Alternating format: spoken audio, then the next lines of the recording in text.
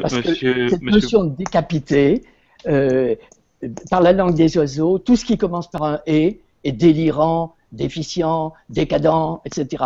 Il ne s'agit pas de décapiter, et on le voit bien dans le bouddhisme, etc., auquel monsieur a fait référence très justement, couper la tête. Mais le fait de couper la tête, c'est encore se mettre dans du binaire et ne pas dépasser cette notion. Qui fait que l'on se souvient toujours. C'est vrai que si j'appelle une chaise, j'ai ça dans la tête. Il s'agit de couper. Il y a une image en alchimie, je sais pas où on voit l'œuf qui va être coupé. Et en langue des oiseaux, c'est tout simple. C'est ce O qui est oppressé, qui fait parfois des expressions, parce qu'il est oui, il y a d'autres mots, hein, fait sa dépression, etc., etc. Parce que il y a toujours cette remémorance, et on revient d'ailleurs à l'ennemi de la salamandre à laquelle vous avez parlé, parce que la rémora, c'est intéressant le mot rémora, c'est à la fois on pourrait dire le remords, hein, mais c'est surtout les remémorances. On a dans la tête tout un système de remémorances, et c'est pas en décapitant ces remémorances que l'on va atteindre l'unité, le satori, etc.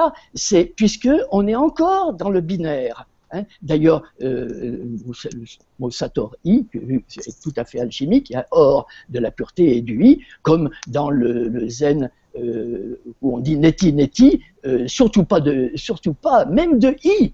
Il faut le détachement du détachement. Le tout n'est pas de décapiter quoi que ce soit. Le désir de décapiter vous met encore dans... je pense à... un peu vite peut-être, je pense à...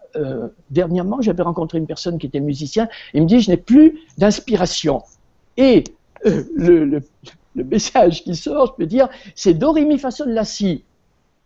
Et on s'aperçoit que par le hasard, synchronicité, etc., le hasard, quand on comprend ce qu'est le mystère de la manifestation, alors c'est un petit peu compliqué, mais peut-être qu'on peut arriver, si je vais plus lentement que ce n'est dans mes habitudes, do, remis feu à sol, las, i.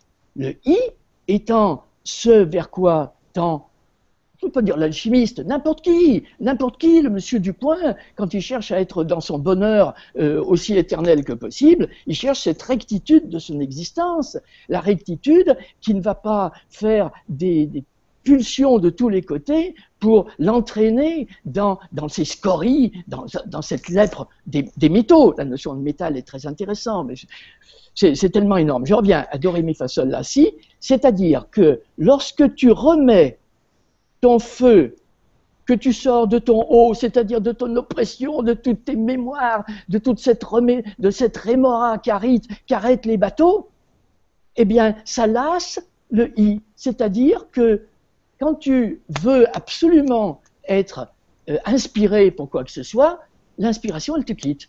Et ça revient à cette notion de décapitation, comme le savasana dans le bouddhisme, dans le hatha yoga. Voilà.